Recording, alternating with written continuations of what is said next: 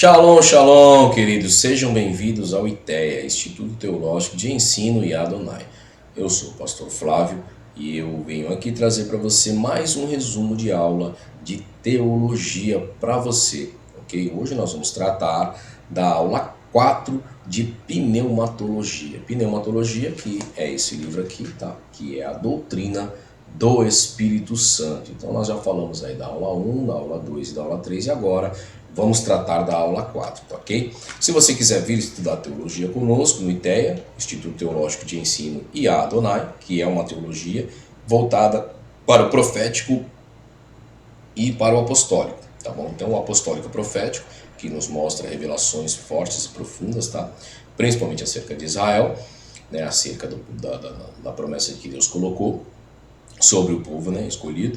Então nós fizemos essa junção, tá? Eu tive a ideia de fazer essa junção, de unir as duas coisas, tá bom? Trazendo uma teologia dentro do apostólico profético, tá ok? Se você quiser vir estudar conosco, é só entrar em contato. Durante o vídeo vai estar passando aí para você os canais e o número de telefone para você entrar em contato conosco e, né, vir e se inscrever na escola em dois modos, tá? Ou em EAD, que é ensino à distância, ou então no presencial, que é aqui na cidade de Caraguatatuba, tá bom? Litoral norte de São Paulo, ok? Mas sem mais enrolação, vamos para a aula 4 de pneumatologia.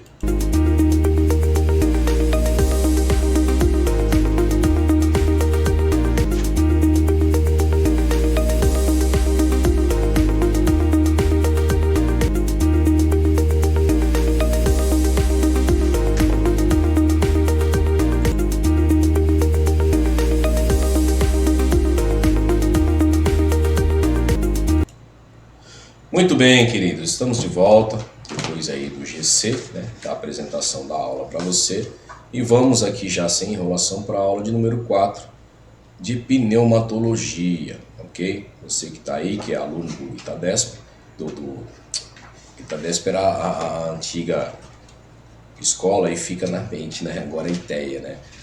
Inclusive um abraço para meu querido Josiel Saraiva Lima, que é o dono, né, o líder ali, o diretor-geral do Itadesp, né, que é o Instituto Teológico das Assembleias de Deus de São Paulo, e ele está, né, ali na cidade de São Mateus, em São Paulo. Um abraço de coração, né, para o nosso querido Josiel Saraiva Lima. Mas nós estamos aqui com o ITEA, Instituto Teológico de Ensino e Adonai, né, onde eu, pastor Flávio Lima, sou o diretor-geral aqui, né, e sou o detentor dessa escola, ok?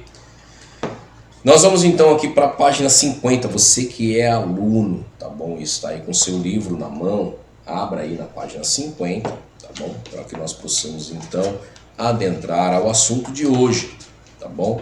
E nós vamos começar falando aqui, né, dentro do assunto de hoje, sobre o Espírito Santo na conversão do pecador. Tá? Falamos sobre várias funções do Espírito Santo, mas agora vamos começar falando sobre o Espírito Santo na conversão do pecador, ok? Quando ele vier, convencerá o mundo do pecado e da justiça e do juízo. João capítulo 16, versículo 8 está escrito, né, essas palavras aqui.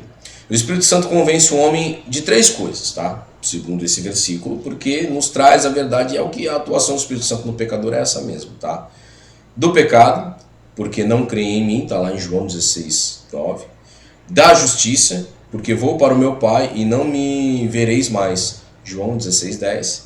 E do juízo, porque já o príncipe deste mundo está julgado, João capítulo 16, versículo 11. Então nós vamos ter três coisas aí, tá? O pecado é o que nos separa de Deus, nós temos que... a atuação do Espírito Santo é essa, de fazer nós entendermos, né, o nosso pecado, onde está o pecado e como, né, levar o caminho certo pela Escritura, como se livrar desse pecado, tá? Da justiça, né, porque aí nós vamos saber que Jesus Cristo veio fazer justiça por nós, que ele, né, morreu por nós, e nós então vamos fazer com que as pessoas alcancem também esse Deus, tá?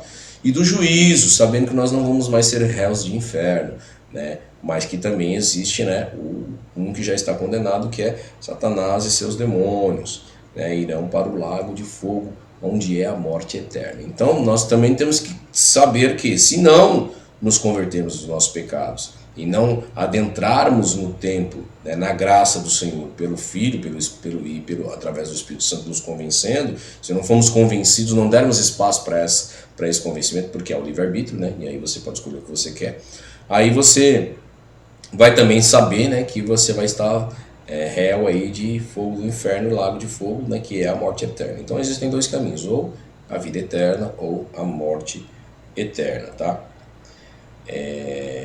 Outra forma bíblica de se pensar, tá? Do pecado, Cristo crucificado. Da justiça, Cristo glorificado. E do juízo, Cristo diante do trono branco, que é mais ou menos tudo isso que eu já expliquei para vocês aí, tá bom? Então,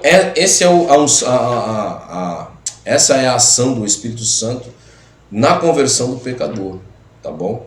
Como o Espírito Santo leva o pecador a Cristo? No convencimento, na decisão e na aproximação a Deus. Então, são três coisas. Ele te convence que você precisa de Jesus na sua vida, né? Na decisão, quando você decide aceitar a Jesus e declarar a todo o mundo, tanto físico quanto espiritual, tá? Lembre-se bem disso, cada vez que uma pessoa vai lá, é feito o apelo e você vai lá aceitar a Jesus, né? Tem pessoa que fala, quem sou eu para aceitar Jesus? Ele que tem que me aceitar. Ele já te aceitou, querido. Lá na cruz, quando ele morreu por todos, ele já te aceitou. Só que ele quer saber se você quer ele na vida dele, porque é o livre-arbítrio, tá? Então não vem com essa, não estou pronto ainda para ir para a igreja. Quando eu estiver pronto, você não vai estar pronto nunca. Você tá prontinho para ir para o inferno. Para ir para o céu, não. Né? Para o céu você vai quando você abrir o coração e pensar, eu preciso de Jesus. Porque ele fala para você, querido, vem do jeito que você está. Né? Não precisa de nada de transformação, de uma roupa mais bela do mundo, né? De joias, de diamantes, não precisa de nada disso. Você precisa só vir. Né? Porque ele diz, vinde a mim todos vós que estáis cansados e oprimidos, e eu vos aliviarei. Né? O alívio está nele.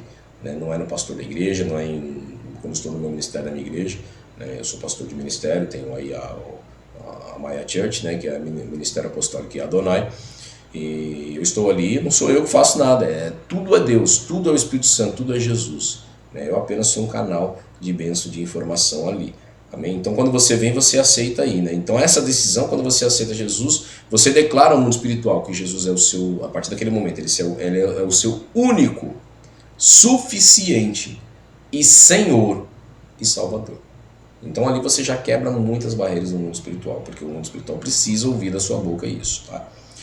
E aí depois na sequência, na aproximação a Deus, automaticamente você aceitou, você vai querer viver mais daquilo, vai querer saber mais como vai querer, né, estar com Cristo todo momento, então a sua vida vai mudar automaticamente, tá? Então não existe essa coisa que você chega lá, por isso, mas eu fumo ainda, não vou para a igreja, não vou aceitar Jesus porque eu fumo, mas eu ainda bebo, mas eu uso um entorpecente, mas eu faço muita coisa errada, né? Quando você vem para Cristo, você vem como um pecador. Então você vem com pecados abomináveis, que é esses pecados que eu acabei de citar agora, tá? Quando você corrompe o templo do Espírito Santo, porque o seu corpo foi feito para a morada do Espírito Santo, só que você está fazendo a função dele para outra, você está deixando entidades malignas, através de um vício, tomar conta da sua vida, usando esse templo para poder fazer profanações. Então quando você aceita Jesus, você tira essa legalidade deles e até através daí Deus ele começa a trabalhar na sua vida. Então não é o pastor, não é o líder, não é o apóstolo, não é o evangelista, não é o missionário, não é o profeta que vai lá e vai falar para você, a partir de agora você não pode mais fazer nada. Ele sabe que você precisa passar por uma libertação, que é essa aproximação de Deus. Então o Espírito Santo vai trabalhar através da palavra no seu subconsciente para que você possa entender e buscar forças em Deus. E aí você buscando essa força em Deus, a sua fé vai ser despertada, é aquilo que eu falei, a fé natural tem em todo mundo. Quando você vem com a fé natural, então você vai passar de fé natural para fé transformadora, onde você vai transformar a sua vida, o templo do Espírito Santo, para ser usado realmente pelo Espírito Santo. Então o Espírito Santo é que vai aos poucos te convencer e te libertando. Daqui a pouco você já não fuma mais, daqui a pouco você já não é mais mentiroso, daqui a pouco você já não bebe mais, daqui a pouco você já não usa mais drogas, não se droga mais, daqui a pouco você já não se prostitui mais, porque o Espírito Santo ele vai ganhar espaço e vai limpar a casa, ele vai purificar a casa. É como se você de repente tivesse aí a casa, né, comprasse uma casa e tá toda aquele bagunça, aquele lixo. Então você vai fazer o quê? Uma reforma. É o que o Espírito Santo faz conosco. Quando nós viemos do mundo, nós vimos totalmente deteriorados. Então primeiro ele faz uma limpeza, lava tudo, arranca todo o lixo, joga no mar do esquecimento, que são os pecados perdoados, né? E aí ele vem e faz uma reforma na casa, né? Ele tem que trocar, arruma tudo, né? Trazendo no sentido figurativo, né? O encanamento ele arruma, tira todos os vazamentos, ele arruma toda a parte elétrica para que tenha luz, né? Ele pinta as paredes, ele arruma o telhado para não ter mais vazamento, ou seja, ele faz uma reforma geral, no sentido figurativo, tá? Que eu estou dizendo. Mas é lógico que você é um ser humano, ele vai fazer isso dentro de você, priorizando tudo que você tem, né? Vai cuidar de todos os seus órgãos, né, para que você viva, né, e espiritualmente você vai começar a sentir a Deus. E automaticamente você vai se tornar o quê? Um canal de bênção nas mãos de Deus. Você vai ser usado na obra de Deus para alcançar outras vidas que estavam passando o momento que você estava passando. Seguindo aqui o Espírito Santo na vida da igreja, tá? Então o Espírito tem atuação na vida da igreja. Não sabeis vós que sois templo de Deus e que o Espírito de Deus habita em vós? Então tudo que eu te expliquei agora que o Espírito Santo ele vem tirando é porque você é o templo do Espírito Santo. Então quem é a igreja? Eu e você. Não é o templo físico, né? Por mais bonito que seja, por tantos andares que tiver para cima, né? Porque por ser revestido de ouro por dentro e por fora, não. Isso aí é para os olhos humanos, para você ver uma prosperidade, que está sendo investido, que nós estamos fazendo o melhor para Deus aqui para receber os irmãos. Então eu sou a favor de uma igreja que tenha lá um ar-condicionado, principalmente aqui em Caraguatatuba, que é muito calor, né, para que todo mundo esteja ali, né, num clima, num ambiente climatizado, né, com ar-condicionado, a igreja sempre limpinha, tem que ter alguém para fazer tudo ali bonitinho, fazer a limpeza, limpar os bancos, deixar tudo preparado, uma igreja com um telão lá no fundo para poder passar as informações, tá? Tem gente que acha que isso aí isso aí é coisa da nova ordem, né? Para que isso tudo, né? O culto tem que ser simples, meu querido, mas informação é muito bom. Então se você tem um telão lá que te ajude, então você vai lá fazer. Eu não sou a favor de fazer uma loucura para comprar um telão de 100, 200 mil reais, sendo que a igreja não tem a situação financeira que seja propícia a isso, né? E deixar outros departamentos desguarnecidos. Não, aí eu não sou a favor. Mas desde que Deus esteja abençoando, dá para comprar, vamos fazer alguns irmãos, os irmãos vão fazer aqui uma doação, cada um vai dar um tanto. Aí eu concordo, vai lá, faz, porque informação sempre é muito bom, tá? Colocar lá, né, e deixar, independente disso, tá, querido? É porque a igreja da parede preta, a igreja da parede, não importa a cor da parede, meu querido. O templo, eu tô acabando de explicar aqui, o templo físico não tem nada a ver, a igreja é você, tá? Você sabe por que se coloca a parede preta? Você não sabe, é para que o telão tenha uma informação, uma informatização melhor, só por isso, tá? Ou para que as pessoas enxerguem mais a parte que tem lá os instrumentos, né? Porque eu sou a favor da igreja que não tem obreiro nenhum lá em cima, tá? Só ali o ministério de louvor, no máximo o apóstolo, a bispa, ou o casal de liderança que está ali, né? E os outros obreiros trabalhando, tá?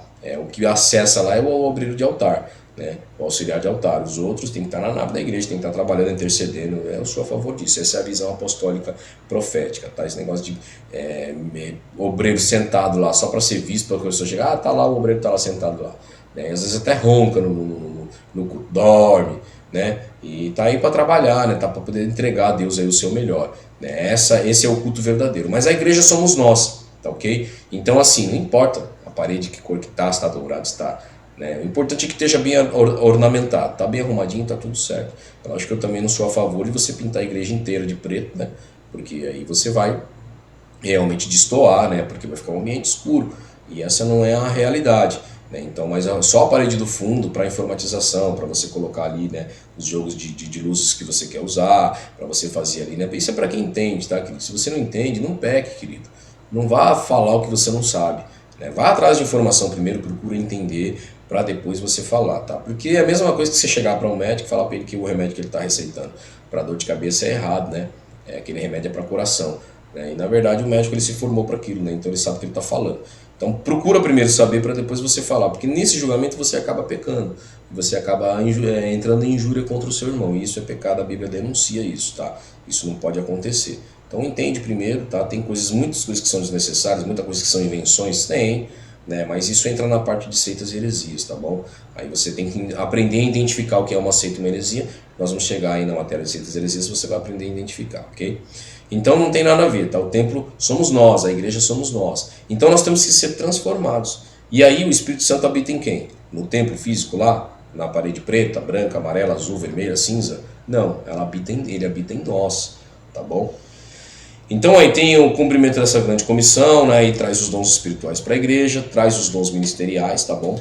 E dentro dos dons ministeriais entra aí, né, Efésios 4:11, que é o quê? Os cinco ministérios que Deus ele propõe à igreja, tá bom? Como que ele propõe à igreja esses cinco ministérios?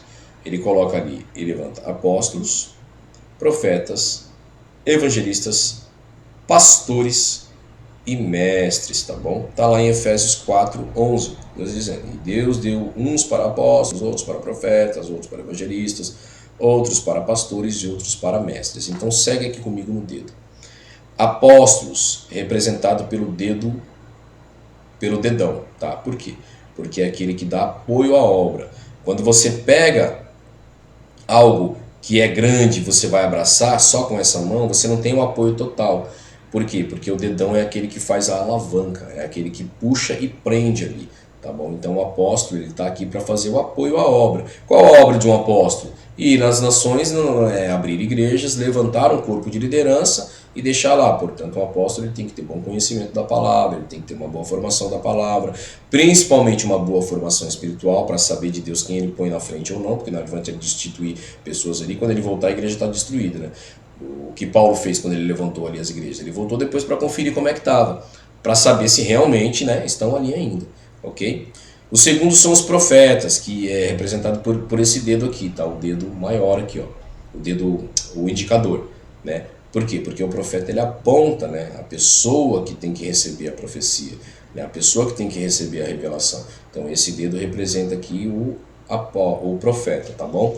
Aí nós temos o evangelista, que é o ponto mais alto aqui, tá? É o dedo mais alto de todos aqui.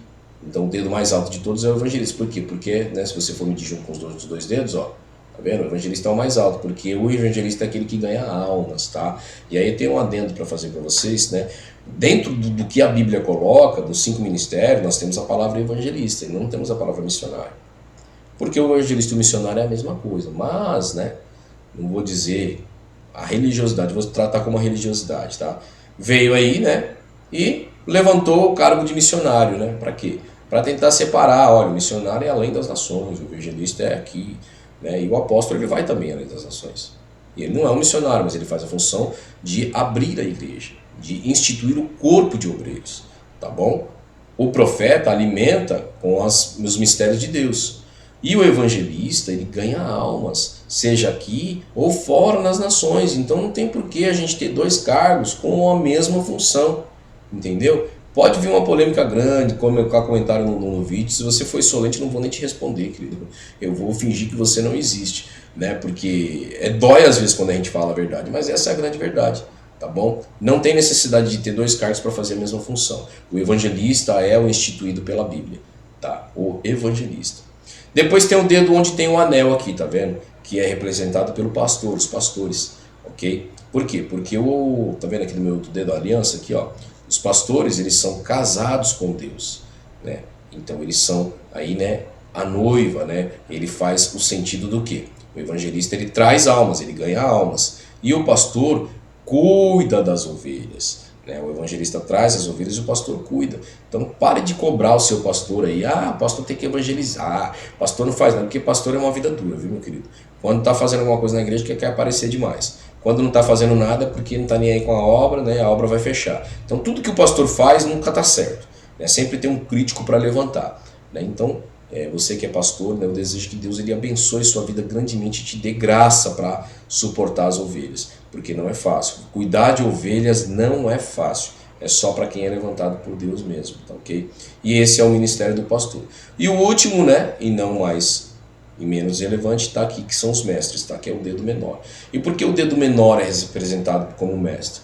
Porque é o único dedo que cabe na sua orelha, ou seja, dentro do seu ouvido, para poder fazer o quê? Tirar a sujeira das heresias. Então o trabalho de um mestre na sua igreja é um trabalho muito importante, tá? Então graças, né, eu louvo a Deus muito se na sua igreja tem os 5 ministérios. Se não tiver, procura colocar, tá?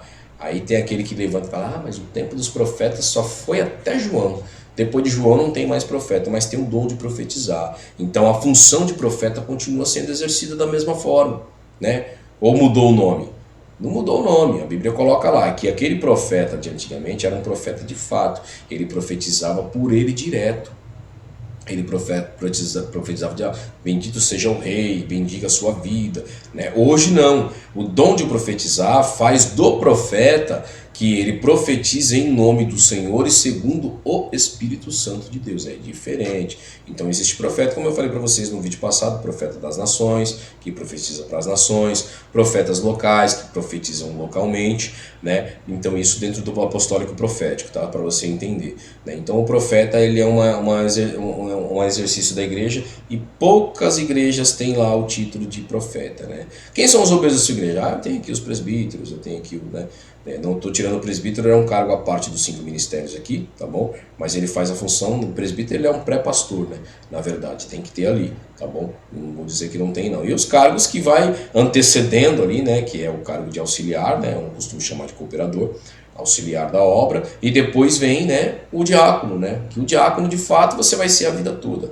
Todo o tempo você tem que estar fazendo diaconato aí, tá? Só para dizer, o pastor não falou, então não existe. Existe sim, tá? Eu só fiz uma crítica aqui a respeito do missionário, porque não tem necessidade, tá bom, de você tratar, né, 2 cargos para fazer a mesma função, né? Mas o presbítero não faz a função do pastor? Não, é diferente, tá bom? Ele auxilia o pastor, ele faz uma junção, tá bom? E o missionário e o evangelista eu nunca ouvi falar que é dos 2 juntos, né? Sempre cada um vai fazer a sua função, então não tem o porquê, tá? Por isso fica aqui a minha crítica, tá? Entenda da forma que você quiser. Então são os 5 ministérios, tá bom? O Espírito Santo e a igreja. E aí nós vamos para a próxima parte, que é o Espírito Santo na vida de Cristo, tá? Eu coloquei essa imagem justamente para representar, né, o batismo de Jesus, né, quando ele foi batizado ali, né, e apareceu ali a pomba, né, para poder confirmar o Espírito Santo ali, né, fazendo menção à Trindade, porque depois veio a voz do céu dizendo, esse é o meu filho amado em quem me comprazo. Então é o Pai, o Filho e o Espírito Santo. O Espírito do Senhor é sobre mim, pois que me ungiu para evangelizar os pobres, e enviou-me a curar os quebrantados de coração. Lucas capítulo 4, versículo 18. E Jesus testificou dizendo, eu vi o Espírito descer do céu como uma pomba e pousar sobre ele. Lembra que eu falei para vocês que a Bíblia não chama de pombo, sempre é pomba? Então tem a diferença que eu já falei, né? Acesse os vídeos passados aí que você vai ver a diferença entre pombo e pomba, tá bom? Está lá em João 32, tá bom? Então a ação do Espírito Santo em relação a Cristo, né? Cristo foi gerado pelo Espírito Santo, né? Lucas 1:35, né? No ventre de Maria, foi visitado por um anjo e o Espírito Santo gerou em Maria, né? Jesus Cristo. Cristo foi guiado pelo Espírito Santo, Mateus 4:1 tem uma referência. Cristo foi ungido pelo poder do Espírito Santo também, Lucas 4:18. Cristo realizou milagres pelo poder do Espírito Santo, Lucas 4:18 e 19. O Espírito Santo esteve na vida de Cristo desde a sua formação no ventre da sua mãe Maria, Mateus 1:20, até a sua ressurreição e ascensão aos céus, Romanos 8:11, Efésios 1:20. A partir daí, queridos, Cristo ascendeu ao céu, ele tomou a sua divindade para ele novamente. Ele saiu da forma de homem e voltou a ser Deus. Ok? Aí o Espírito Santo então não atuou nele diretamente como atua em nós. Porque a ideia é que Jesus, enquanto passou pela terra, ele teve a atuação do Espírito Santo, assim como o Espírito Santo atua em nós nos dias de hoje, né? Que é entrando na nossa vida no templo, né? Cristo, quando passou, ele foi um homem sujeito às mesmas paixões que eu e você. Então Jesus Cristo na terra, como um homem que nasceu, né, de Maria, né, e há uma divergência aí, eu falei lá em Cristologia quanto ao nascimento de Jesus, que não é dia 25 de dezembro, tá bom? E também ele não nasceu naquele, a imagem do presépiozinho que todo mundo vê lá, né, coloca lá, não é aquela imagem não, queridos, né? Existem provas bíblicas que o cenário era diferente, ok? Porque tinha toda uma situação por trás aí, né, com uma incompreensão até da maternidade, da gravidez de Maria, né? Não aceitavam tão plenamente porque existiam propósitos naquele tempo, né? A pessoa, a mulherinha, ela casava-se, depois fazia-se a construção e não podia engravidar, a mulher não podia ter relação com o marido. Depois da construção da casa, eles tinham ali a sua noite de núpcias e aí então eles iam para ter filhos, né? Para poder engravidar, enfim. Mas Maria ela foi visitada pelo Espírito Santo antes do período da casa, ok? Então a família não aceitava muito bem, por isso que disseram para eles que não havia lugar na estalagem, então ela acabou tendo Jesus ali no lugar, né, onde ficavam os animais, na própria casa, tá bom? Ele não saiu dali e foi para uma manjedoura, como diz lá, né? Não, é que a tradução, na verdade, de uma palavra grega deu essa função errada e acabou colocando aí. Mas enfim, né, não é cristologia que nós estamos estudando aqui, é pneumatologia, tá? Então o Espírito Santo na vida de Cristo, ele atuou através disso aí, disso tudo, tá bom? Pelo milagre do Espírito Santo, e o Espírito esteve na vida de Cristo desde a formação do ventre da sua mãe, quando foi visitado, tá? E até a ressurreição e ascensão aos céus. Estão explicando para vocês que ele passou como um homem, como eu e você, teve o Espírito Santo como um canal, tá? Como uma fonte que jorra para a vida eterna, né? Como a Bíblia diz, né? E quando ele subiu, ele tomou a divindade dele novamente, então, né? O Espírito Santo ficou aqui como um consolador, tá bom? Existiram 7 manifestações do Espírito Santo na vida de Cristo. E quais são essas 7? A primeira, na encarnação de Cristo, Lucas 1,35. No batismo de Cristo, que é a imagem que vocês estão vendo aí, tá? Mateus 3,16. Quem batizou a Cristo? Foi o primo dele, né? Que é João, o Batista, né? Por isso que chama João o Batista. Na tentação do deserto, Mateus 4,1. No ministério de Jesus, Lucas 4,18. O quinto é na crucificação de Cristo, também o Espírito Santo esteve lá, Romanos 8,11. No Hebreus 9,14, aliás, pode dar uma conferida lá. Em 6, na ressurreição de Cristo, Romanos 8,11. E por último, na ascensão de Cristo, Efésios capítulo 1, versículo 20. Tá ok? Então aí são 7 manifestações do Espírito Santo mencionadas biblicamente, e eu li uma por uma com referência para vocês aqui, para você poder ler, né, aí na sua escritura sagrada, aí na sua casa. Tá ok? Pedro afirmou o quê? Como Deus ungiu a Jesus de Nazaré como o Espírito Santo e com virtude, finalmente ele é o amigo de Cristo, glorificado por ter realizado tão sublime redenção em favor de quem não merecia. Está lá em João 16, 24. Tá? Então tem muitas outras referências aí a Cristo na Bíblia. E aí nós vamos passar para um assunto interessante aqui, tá? Que é a blasfêmia contra o Espírito Santo. A blasfêmia contra o Espírito Santo está lá em Marcos capítulo 3, 29, que diz assim, ó, qualquer, porém, que blasfemar contra o Espírito Santo, nunca obterá perdão, mas será réu do eterno juízo. Você vê aí na imagem aí, né? A separação aí, né? Então, blasfemando ali contra o Espírito Santo, né? A figura daquele homem ali, e ali depois ele, né, chorando, né, ali sobre o fogo do inferno, tá? Essa imagem é um pouco difícil achar uma imagem para colocar aí para vocês, tá bom? Então, eu achei essa daí que fala bem categoricamente sobre o assunto. A etimologia da palavra blasfêmia, o termo blasfêmia vem do grego que significa dizer coisas abusivas, né? Ou seja, coisas pesadas, né? Falar mais do que a boca, né? No dito popular. Difamação e calúnia. Então, quando você calunia alguém, quando você difama alguém, você está blasfemando. Tá bom? Temos que tomar muito cuidado contra isso. O que não é blasfêmia contra o Espírito Santo? Citaremos algumas coisas que são pecados e que Deus não se agrada, mas não é definido como blasfêmia contra o Espírito Santo. Por exemplo, duvidar de profecias nas igrejas. Tá? Então, se você algum dia já duvidou de alguma profecia e depois viu que era verdade, você não blasfemou, tá? Fique tranquilo. Não entra nessa categoria. Duvidar da palavra de Deus, né? Muitas vezes nós ainda, como não éramos cristãos, nós duvidávamos, né? E Deus não coloca isso em pauta agora.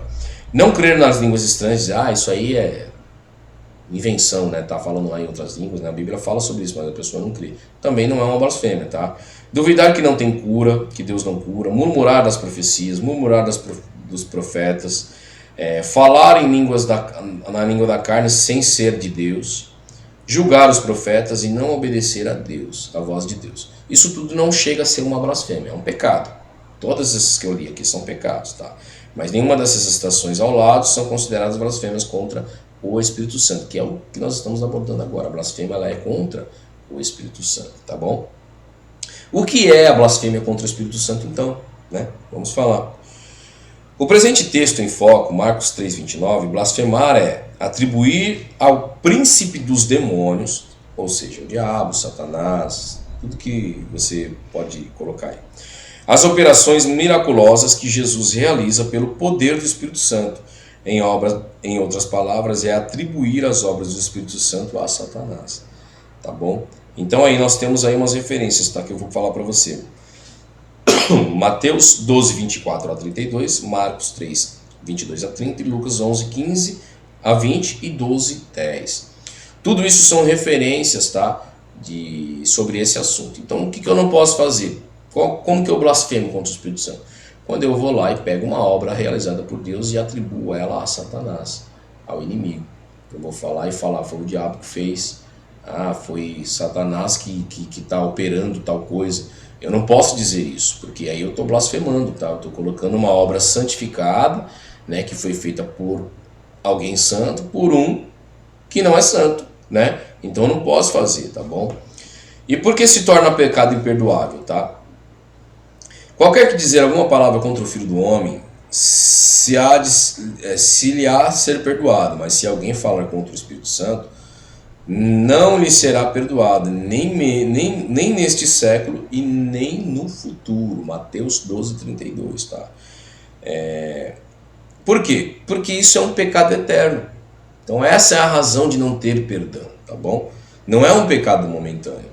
Muitos manuscritos antigos dizem ainda, um pecado eterno, ao invés de condenação do castigo eterno. Sendo assim, é possível entender que os que blasfemam contra o Espírito Santo são culpados do pecado eterno. Por este motivo que Jesus alertou-nos a não cometermos tal pecado, né? Marcos 3:29, tá bom? E por que não há perdão? O fato de não ter perdão explicaremos da seguinte maneira. Se o homem pecar contra Deus, Jesus intercede por ele junto ao Pai. Sim ou não? Sim. Jesus morreu na cruz por isso. Pois Cristo é o mediador, intercedor entre Deus e os homens.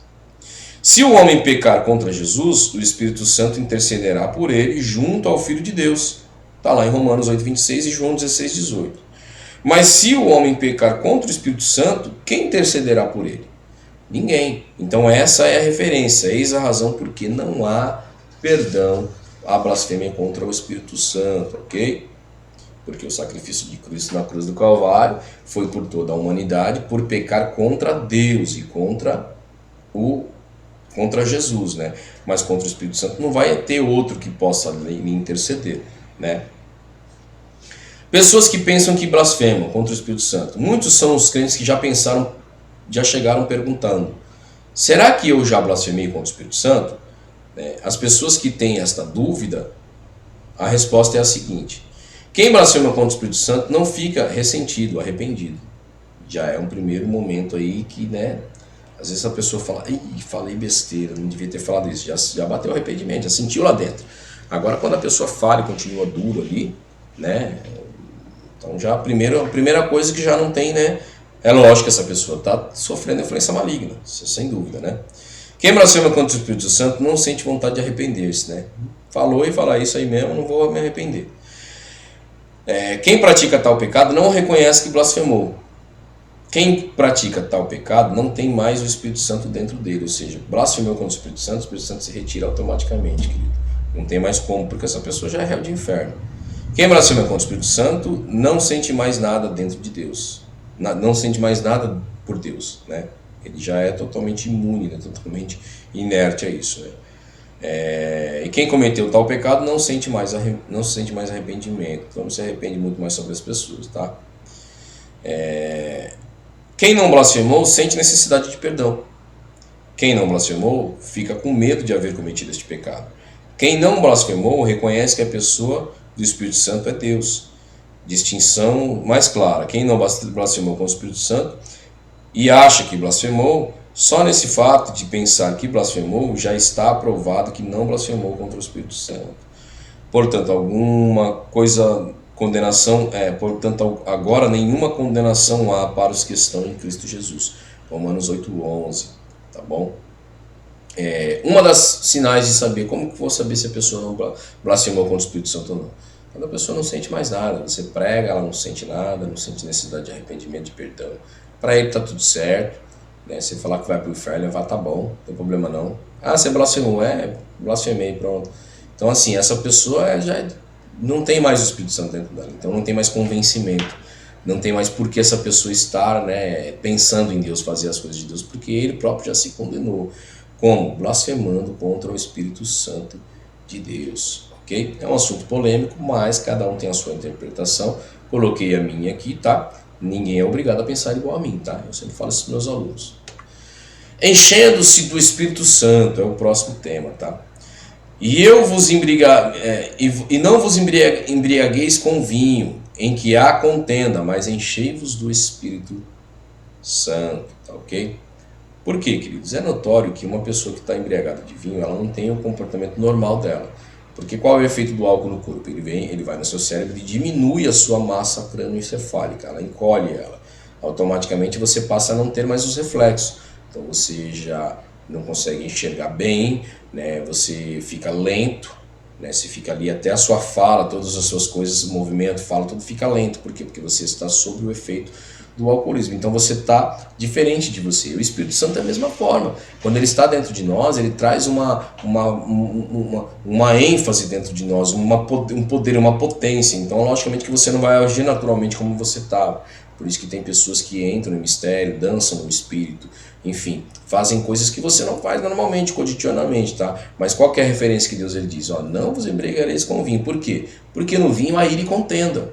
Não embriagueis com vinho, mas enchei-vos do Espírito Santo, tá? Agora, não é certo, tá, querido? Eu estou falando do meu ponto de vista, tá? Infelizmente, alguns do meio apostólico profético dizem que eu preciso ser embriagado com o Espírito Santo.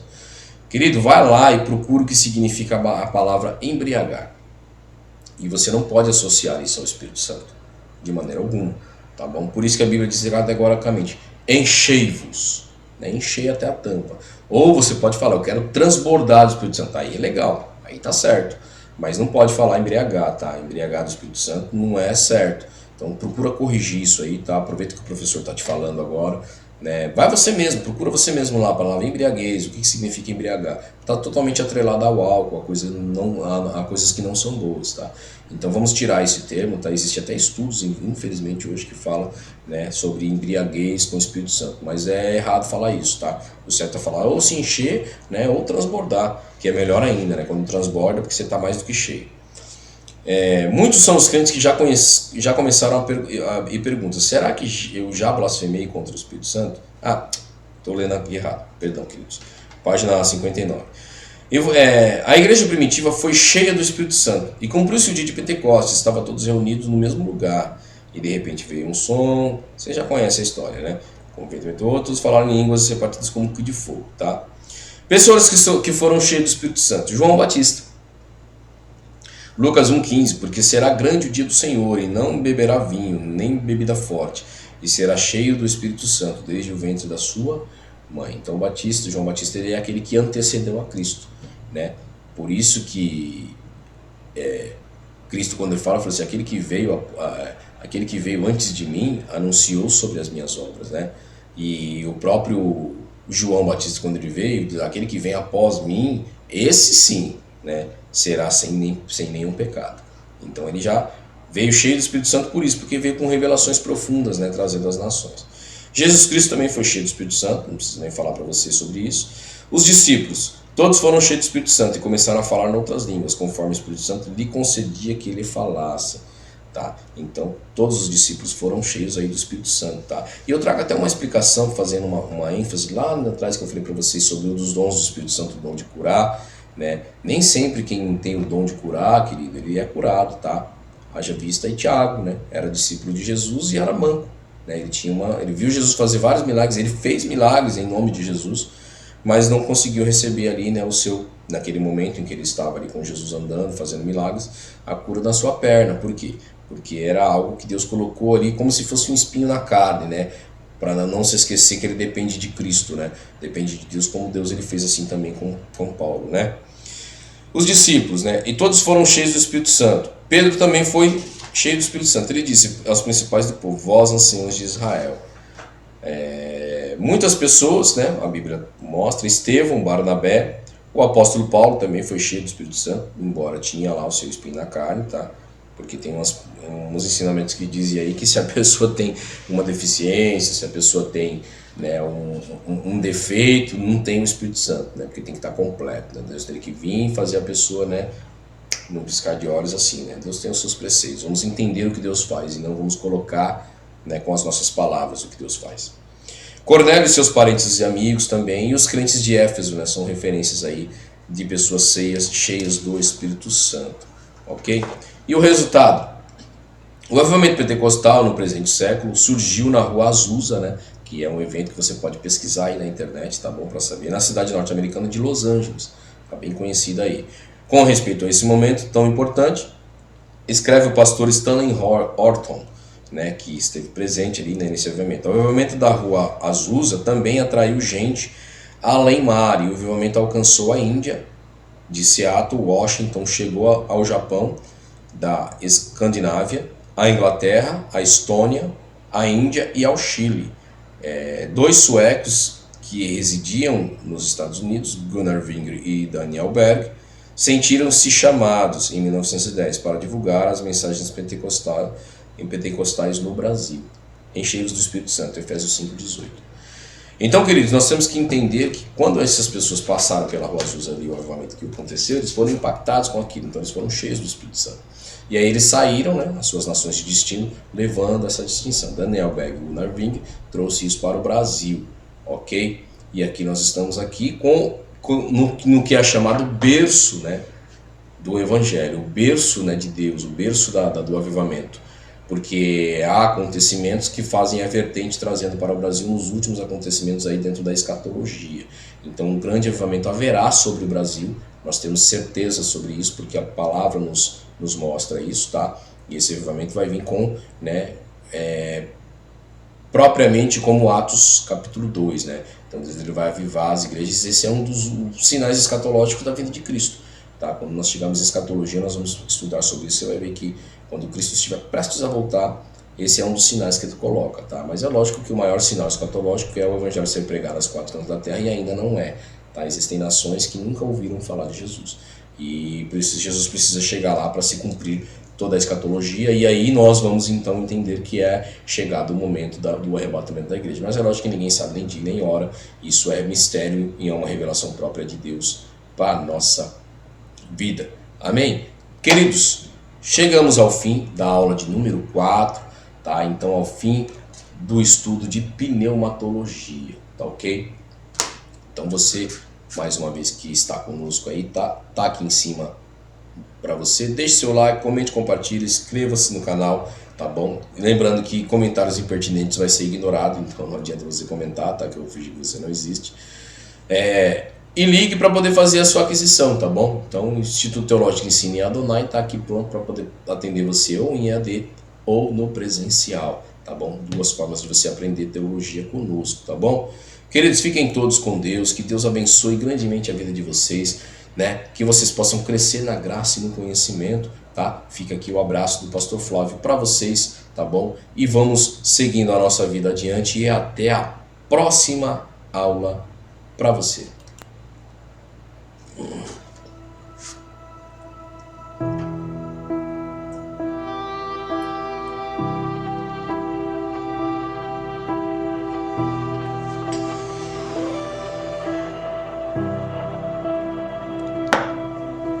Deus de Jacó, o grande eu sou, Rei